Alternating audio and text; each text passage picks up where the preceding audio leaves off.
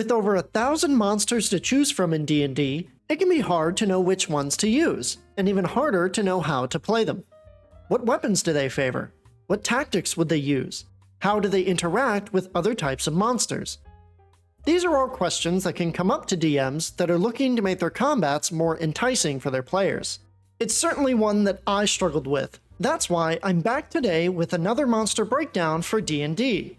Hello again everyone, I'm Bill from Altroll, and today I'm going to dive into a brief history of a D&D creature, how that history was adapted into 5th edition, and how this lore can help game masters make their combat encounters better.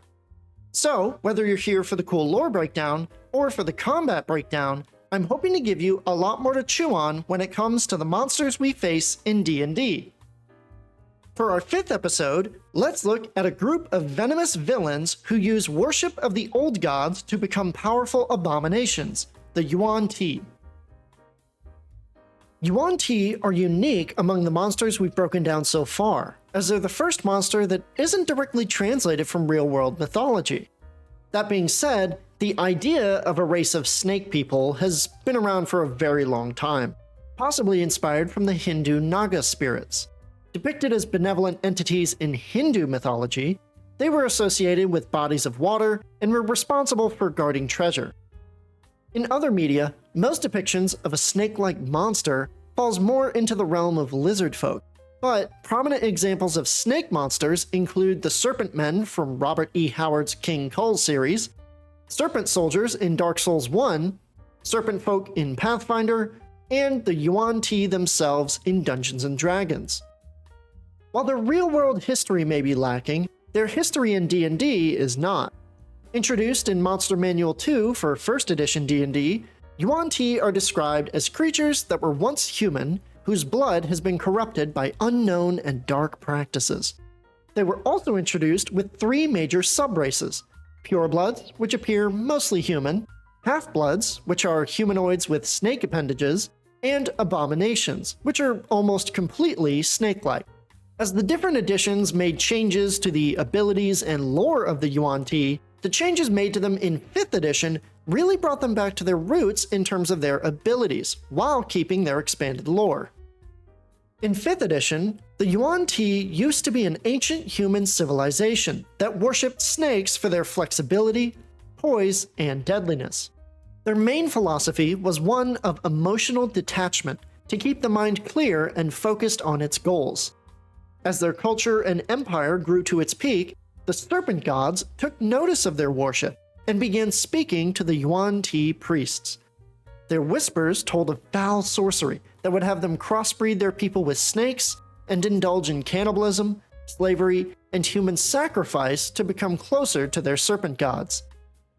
Viewing this transformation as a gift of power, the Yuan-ti became forever changed, giving up their flesh and what was left of their human emotions to seek the power of cold, calculating scales. Those who were not turned became food for the Yuan-ti, and their great empire crumbled into ruins as outside forces fought against their slavery and cannibalism. Now, the remaining Yuan-ti gather in the ruins of their temples, seeking the power to rise through the ranks of the Yuan-ti caste system and become a god. The Yuan-ti caste system in 5th edition is similar to that of older editions. At the bottom of the caste are the Purebloods, who closely resemble humans. They're responsible for gathering information, kidnapping sacrifices, and trading with other races for supplies, hiding their serpentine features with cloaks and cowls. Above the Purebloods are the Malison, human-snake hybrids that are the hunters and soldiers of Yuan-ti society. Malison are the most varied of the Yuan-ti, with variants that have different snake-like appendages, as well as the Mind Whisperer, Nightmare Seeker, and Pitmaster. Above the Malison are the Abominations, monstrous masterminds of their society who perform dark rites to further their serpentine schemes. While very rare, there is also one step above Abominations in the Yuan-ti caste. If an Abomination performs a dark ritual, sacrificing hundreds of snakes and bathing in the blood of their enemies, they will be painfully transformed into an Anathema. Shedding mortal concerns such as aging, Anathema often rule over multiple Yuan-ti cities and spend their eternal lives scheming to devour and replace the serpent gods. Even before their transformation, the Yuan-ti had a philosophy of emotional detachment. After shedding their humanity, the Yuan-ti still view the world through a lens of pragmatism. This lack of emotion makes them excellent manipulators, using cunning and deception to trick others into furthering their goals. Their innate spellcasting tends to reflect this, and all Yuan-ti have some form of magic that allows them to manipulate others into doing their bidding. This pragmatism also causes Yuan-ti to view honorable combat as weak and silly, and they prefer to ambush their opponents with a mix of martial and magical attacks. Now that we've examined Yuan-ti lore, let's dive into their stat blocks. Now, unlike our previous videos, there are a ton of different types of Yuan-ti. Since there are so many unique types of Yuan-ti, this video will break from our normal formula and instead cover not one, not two, but 4 different stat blocks: the Pureblood, the Malison, the Abomination, and the Anathema. There are more types of Yuan-ti out there, but for the sake of time and brevity, it's easier to just do these 4. Each monster's stat block analysis will be timestamped, so if you want to skip around to 1 or 2 specific stat blocks, you can do so with YouTube's chapter system or by looking at the timestamps in the description. So, let's get started with the Pureblood, whose stat block looks like this. Let's break it down section by section and look at what's listed here in detail. Starting at the top, we have their size, creature type, and alignment. Size in 5th edition defines the space a creature takes up in combat, with a medium creature taking up a 5 foot by 5 foot square or hex on a battle map. Using the 3.5 edition Dungeon Master's Guide, the Pureblood ranges from 4 to 8 feet tall and weighs anywhere between 60 and 500 pounds. Their creature type is humanoid, with Yuan-ti in parentheses. As stated in their lore, Yuan-ti make up the subrace that includes Purebloods, Malison, Abominations, and Anathema. Alignment broadly describes a creature's general outlook on the world, and combines their moral beliefs with their attitudes towards society and order. The alignment of all Yuan-ti is neutral evil, meaning they will do whatever they can get away with without compassion or qualms. Below that top bar are the rest of the Pureblood stats. The Pureblood has an armor class of 11, 98 hit points, or 40 on average, and a movement speed of 30 feet. As for their ability scores, they have 11 strength, 12 dexterity, 11 constitution, 13 intelligence, 12 wisdom, and 14 charisma. With 10 being average for an ability score, this means the Pureblood has a relatively high charisma, above average dexterity, wisdom, and intelligence, and average strength and constitution. For their skills and proficiencies, the Pureblood has a +6 to deception, +3 to perception, +3 to stealth, immunity to poison damage and the poisoned condition, dark vision out to 60 feet, a passive perception of 13, speaks Abyssal, Common, and Draconic, has a proficiency bonus of +2, has a challenge rating of 1, and awards 200 experience points when killed. In terms of special abilities, the Pureblood has innate spellcasting and magic resistance. Innate spellcasting gives the Pureblood a number of spells they can cast innately with certain limitations, using Charisma as their spellcasting ability. They can cast Animal Friendship at will, though only on snakes, and can cast Poison Spray and Suggestion 3 times per day each. Magic resistance states the Yuan-ti has advantage on saving throws against spells and other magical effects. As for its offensive actions, the Pureblood has the multi-attack feature to make 2 melee attacks, and typically wields a scimitar or a short bow. The scimitar has a +3 to hit, a reach of 5 feet, and deals 1d6 +1 slashing damage on a hit. The short bow has a +3 to hit, can be shot normally at targets up to 80 feet away, can be shot at disadvantage at targets between 80 and 320 feet away, and deals 1d6 plus 1 piercing damage plus 2d6 poison damage on a hit. Lastly, we have their environment tags. When using digital resources, all Yuan-ti tend to be found within deserts, forests, and swamps. With the Pureblood sorted, let's look at the Malison next. The Malison is a medium creature, which means it takes up a 5 foot by 5 foot square or hex on a battle map. It can range from 4 to 8 feet tall and weighs anywhere between 60 and 500 pounds. As seen later in its special abilities, there are 3 types of Malison which vary in physical appearance. Type 1 has a human body with a snake head. Type 2 has a human head and body with snakes for arms. And Type 3 has a human head and upper body with a serpentine lower body instead of legs. For its creature type, the Malison is a monstrosity, with Shapechanger and Yuan-ti in parentheses. Monstrosities are monsters in the strictest sense, and Malison also have the ability to shapeshift, something we'll discuss later. Like all Yuan-ti, the Malison is neutral evil, meaning they will do whatever they can get away with without compassion or qualms. The Malison has an armor class of 12, 12d8 plus 12 hit points, or 66 on average, and a movement speed of 30 feet. For their ability scores, they have 16 strength, 14 dexterity, 13 constitution, 14 intelligence, 12 wisdom, and 16 charisma. With 10 being average for an ability score, the Malison has a high strength and charisma, above average dexterity and intelligence, and average constitution and wisdom. For their skills and proficiencies, the Malison has a +5 to deception, a +4 to stealth, immunity to poison damage and the poisoned condition, dark vision out to 60 feet, a passive perception of 11, speaks Abyssal, Common, and Draconic, has a proficiency bonus of +2, has a challenge rating of 3, and awards 700 experience points when killed. In terms of special abilities, the Malison is a Shapechanger, has innate spellcasting, and has magic resistance. Shapechanger allows the Malison to use their action to polymorph into a medium snake, or back to its true form.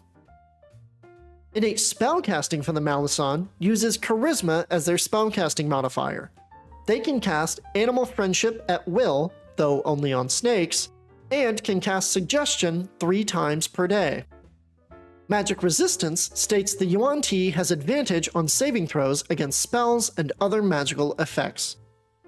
The Malison's offensive actions can vary depending on the type, as seen on the stat block.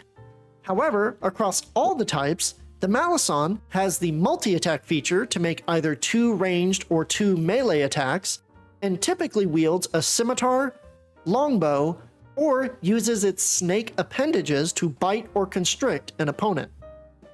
The scimitar has a +5 to hit, a reach of 5 feet, and deals 1d6 plus 3 slashing damage on a hit.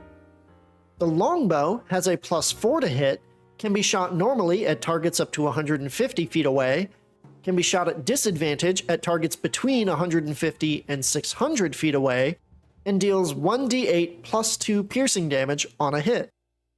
I also need to point out here that while types 1 and 3 of the Malison both have longbow attacks, type 1 gets an additional 2d6 poison damage on their ranged hits, whereas type 3 Malison does not. This is probably because type 3 already gets poison on their bite attacks, but just something to remember when rolling damage. Their bite attack has a +5 to hit, a reach of 5 feet, and deals 1d4 plus 3 piercing damage, plus 2d6 poison damage on a hit. Their constrict attack has a +5 to hit, a reach of 5 feet, and deals 2d6 plus 3 bludgeoning damage on a hit. When hit, the target is grappled and restrained until they escape the DC 13 skill check required. Lastly, we have their environment tags. When using digital resources, all Yuan-ti tend to be found within deserts, forests, and swamps. So we've gone through the Pureblood and Malison. Now let's look at the Abomination. The Abomination is a large creature, meaning they take up a 10-foot by 10-foot square or hex on a battle map. They can range from 8 to 16 feet tall and weigh between 500 pounds and 2 tons. Like the Malison, the Abomination is a monstrosity, with Shapechanger and Yuan-ti in parentheses. Monstrosities are monsters in the strictest sense, and abominations also have the ability to shapeshift. Like all Yuan-ti, the Abomination is neutral evil, meaning they will do whatever they can get away with without compassion or qualms. The Abomination has an armor class of 15 d10 plus 45 hit points, or 127 on average, and have a movement speed of 40 feet. For their ability scores, they have 19 strength, 16 dexterity, 17 constitution, 17 intelligence, 15 wisdom, and 18 charisma. With 10 being average for an ability score, the Abomination has high scores in everything, but relative to their highest score of 19, they have a high strength and charisma, average dexterity, constitution, and intelligence, and low wisdom. For their skills and proficiencies, the Abomination has a +5 to perception, a +6 to stealth, immunity to poison damage and the poisoned condition, dark vision out to 60 feet, a passive perception of 15, can speak Abyssal, Common, and Draconic, has a proficiency bonus of +3, has a challenge rating of 7, and awards 2,900 experience points when killed. In terms of special abilities, the Abomination is a Shapechanger, has innate spellcasting, and has magic resistance. Shapechanger allows the Abomination to use their action to polymorph into a large snake or back to its true form. Innate spellcasting for the Abomination uses Charisma as their spellcasting modifier. They can cast Animal Friendship at will, though only on snakes, can cast Suggestion 3 times per day, and can cast Fear once per day. Magic Resistance states the Yuan-ti has advantage on saving throws against spells and other magical effects. As for offensive actions, the Abomination has the multi-attack feature to make 2 ranged or 3 melee attacks, has natural attacks it makes with its snake body, and is typically wielding a scimitar or a longbow. Their bite attack has a +7 to hit, a reach of 5 feet, and deals 1d6 plus 4 piercing damage plus 3d6 poison damage on a hit. Their constrict attack has a +7 to hit, a reach of 10 feet, and deals 2d6 plus 4 bludgeoning damage on a hit. When hit, the target is grappled and restrained until they escape the DC 14 skill check required. The scimitar has a +7 to hit, a reach of 5 feet, and deals 2d6 plus 4 slashing damage on a hit. The longbow has a +6 to hit, can be shot normally at targets up to 150 feet away, can be shot at disadvantage at targets between 150 and 600 feet away, and deals 2d8 plus 3 piercing damage plus 3d6 poison damage on a hit. Lastly, we have their environment tags. When using digital resources, all Yuan-ti tend to be found within deserts, forests, and swamps. Finally, let's finish up the stat block review with the Anathema.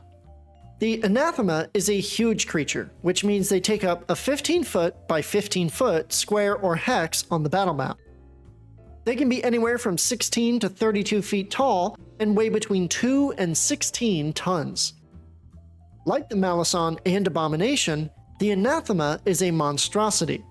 Monstrosities are monsters in the strictest sense, sacrificing hundreds of snakes and the blood of their enemies to transform into these grotesque creatures.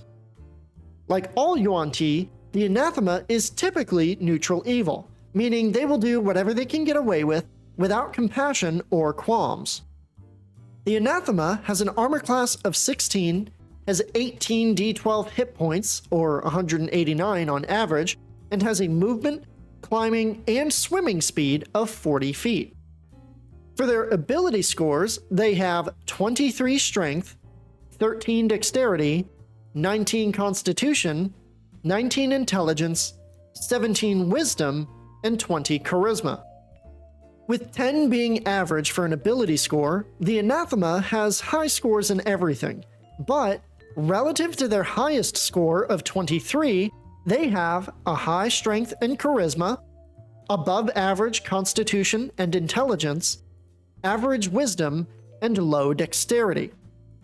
For their skills and proficiencies, the Anathema has a plus 11 to perception, a plus 5 to stealth, resistance to acid, fire, and lightning damage, immunity to poison damage and the poisoned condition, a blind sight range of 30 feet, a dark vision range of 60 feet, a passive perception of 21, can speak Abyssal, Common, and Draconic, has a proficiency bonus of plus 4, has a challenge rating of 12, and awards 8,400 experience points when killed. In terms of special abilities, the Anathema has magic resistance, Ophidiophobia aura, 6 heads, the shape change bonus action, and innate spellcasting. Magic resistance states the Yuan-ti has advantage on saving throws against spells and other magical effects. Ophidiophobia aura, which is something I don't want to have to say 5 times fast, states that any non-snake or Yuan-ti that starts its turn within 30 feet of the Anathema has to succeed on a DC 17 Wisdom saving throw, or they will become frightened of snakes and Yuan-ti. 6 heads grants the Anathema advantage on saving throws against being blinded, charmed, deafened, frightened, stunned, or knocked unconscious. Change shape lets the Anathema transform into a huge constrictor snake or back to its true form as a bonus action. Innate spellcasting for the Anathema uses Charisma as their spellcasting modifier.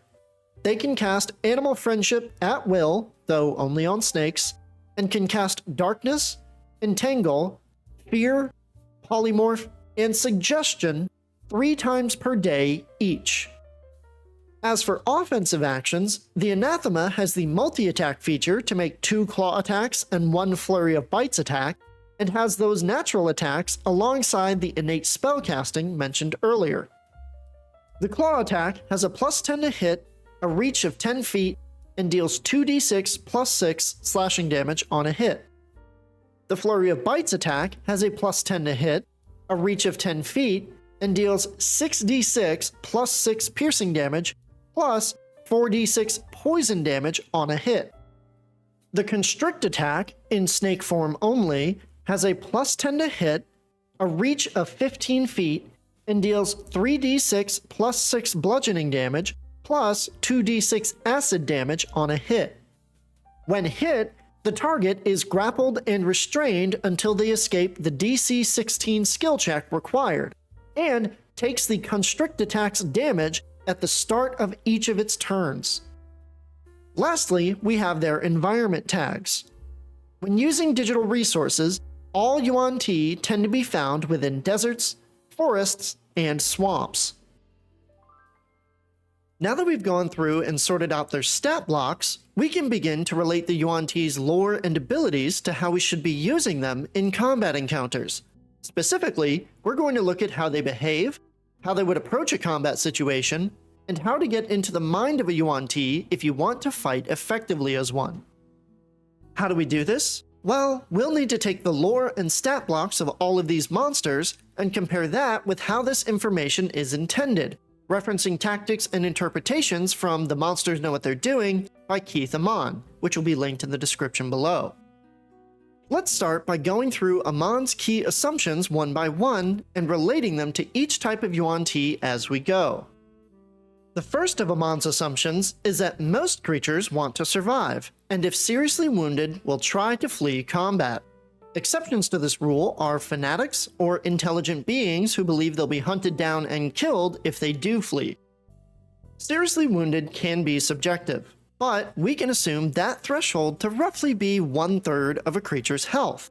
On average, the Pureblood has 40 hit points, the Malison has 66 hit points, the Abomination has 127 hit points, and the Anathema has 189 hit points. Dividing each of these by 3, we see the thresholds here. Purebloods will be 13, Malison is 22, Abomination is 42, and Anathema is 63. So, when reduced to or below these thresholds, these monsters will begin to flee combat. Next up, let's look at how their alignment can impact their thinking. On the scale of good to evil, good creatures tend to be friendly to others, whereas evil creatures are hostile to others. On the scale of lawful to chaotic, lawful monsters may try to capture or non-lethally subdue others, whereas chaotic monsters will just kill them. All Yuan-ti are neutral evil, so we know 2 major things about them. First, since they're halfway between lawful and chaotic, they have a 50-50 shot of either capturing or killing those they defeat in battle, meaning if the party gets defeated, it's the DM's call as to what happens to them afterwards. Secondly, since they are evil creatures, Yuan-ti will be hostile to other creatures, though their lore implies they might hide this disdain to manipulate other humanoids into doing their bidding. Continuing with their mindset, let's dive into some of their mental ability scores. Purebloods have an intelligence score of 13. With regard to intelligence, Amon states, a creature with intelligence of 12 or higher can come up with a good plan and coordinate with others. It probably also has multiple ways of attacking and or defending, and knows which is better in which situation. Malison, Abominations, and Anathema, however, have intelligence scores at or greater than 14. For scores this high, Amon states, a creature with intelligence of 14 or higher can not only plan, but also accurately assess its enemy's weaknesses and target accordingly. So, while Purebloods can be good planners, the greater Yuan-ti are the real strategists of combat, prioritizing and attacking the weakest enemies first. When it comes to wisdom, Purebloods and Malison also have a wisdom score of 12. With regard to wisdom scores of 12 and 13, Amon states, a creature with wisdom of 12 or higher will choose targets carefully, and may even refrain from combat in favor of parley if it recognizes that it's outmatched. Abominations and Anathema have wisdom scores well above 14 though. For scores that high, Amon states, a creature with wisdom of 14 or higher chooses its battles carefully, and fights only when it's sure it will win.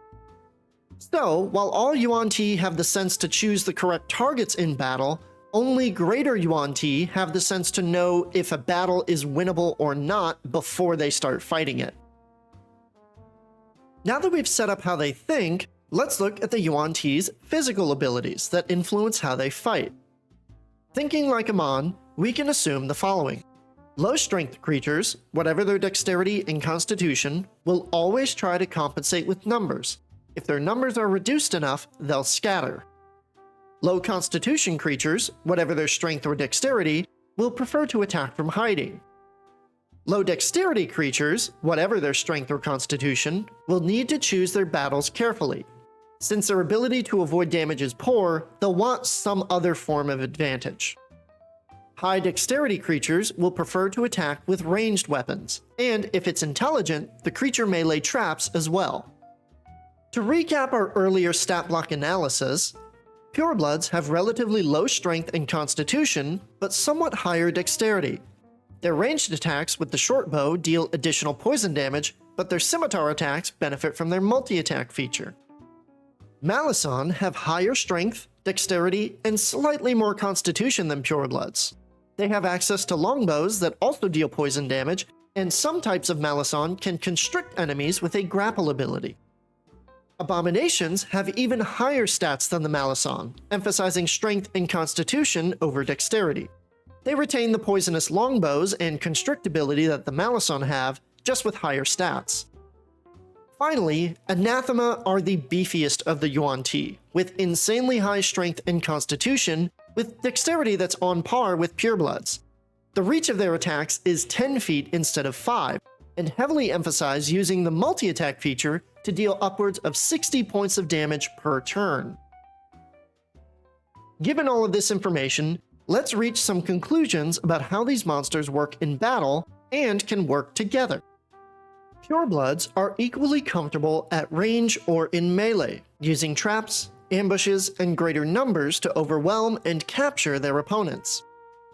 Malison are varied, but generally work well as frontline troops to deal good melee damage, but don't have the constitution required for long fights. Abominations are tougher Malison, working well as bosses that command groups of purebloods and Malison in combat. Finally, Anathema are insanely tough, commanding the Abominations and Malison to soak up hits while they reach over them with their claw and bite attacks from relative safety. Due to all the Yuan-ti having innate spellcasting, we should also review their spellcasting ability, Charisma. Charisma is either their highest or second highest ability score, meaning the Yuan-ti will prefer to use their spellcasting in combat when applicable. When it comes to their lower level spells, Animal Friendship is niche and not really worth discussing at length. Suggestion has more use in roleplay than in combat, as the wording of the spell explicitly prevents suggesting someone to harm themselves, and the Pureblood's Poison Spray works just as well as their shortbow or scimitar attacks. It's not really better, but it's also not worse. The higher level spells available to Abominations and Anathema, however, tend to be more combat focused, with Darkness, Entangle, Fear, and Polymorph all working well to control and debuff their opponents on the battlefield. Overall, all Yuan-ti have some spellcasting that works well in roleplay, but the true combat casters are going to be Abominations and Anathema. Purebloods and Malison have some options, but more often than not, just using their mundane attacks will have the same effect. The last major assumption from Amon is that in D&D 5th edition, unless otherwise specified, any creature gets their full movement, 1 action, 1 bonus action, and 1 reaction, just like any player character does. Amon posits that any creature that exists within the game world will have evolved in accordance with this rule, and it will seek to obtain the best possible result from the action economy of the game. This means they will combine whatever movement, actions, bonus actions, and reactions are available to it for the best possible outcome. For Yuan-ti, the only one that has a bonus action is the Anathema, which just allows it to shape change into a huge constrictor snake. However, all Yuan-ti have multi-attack that favors their melee strikes, meaning the Yuan-ti action economy promotes them getting into melee. So, with all these assumptions laid out, what do we now know about how to use the Yuan-ti? First, Purebloods are manipulators and pawns, but not the most skilled fighters.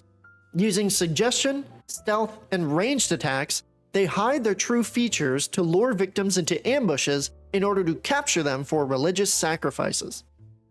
Second, Malison are frontline fighters and work well as shock troops alongside Purebloods. They're stronger in terms of damage and have more control options that make them work well as minor lieutenants that lead groups of purebloods into combat. Third, Abominations are the leaders of the pack, using an effective mix of spellcasting, grappling, and melee combat to eliminate their foes quickly. They tend to work very well as big bad evil guys for parties around level 6 or so. Fourth, Anathema are the true evil masterminds of Yuan-ti society, and are a very tough foe to overcome. Commanding the rest of the Yuan-ti with intelligence and wisdom, defeating one of these is like fighting the magic of an archmage and the physical hardiness of a young dragon, all packed into one monster.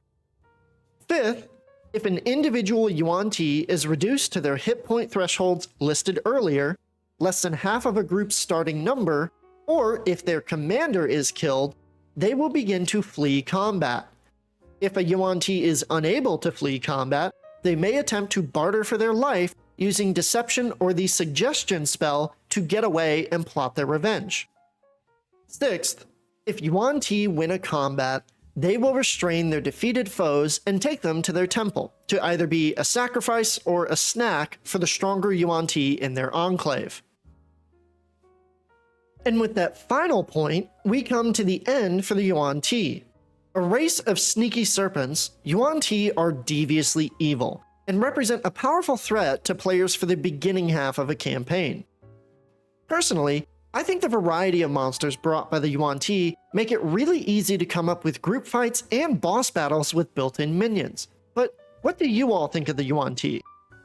If you'd like to chat about it with us, you can do so over on the Alt-World Discord, which is linked in the description below. While on the server, you can pop into our courses that teach the basics of D&D, and if you like what we do, supporting us on our Ko-fi goes a long way in helping us keep Alt-World going. Of course, if you're interested in more content like this, giving the video a like or a comment helps us get our videos out there so more people can see them. Next week, we'll begin looking at tiers of play in D&D, so make sure to subscribe so you don't miss that when it comes out. For now, that's all I had for you today. Thank you all so much, make sure to have a great rest of your day, and I'll see all of you next time.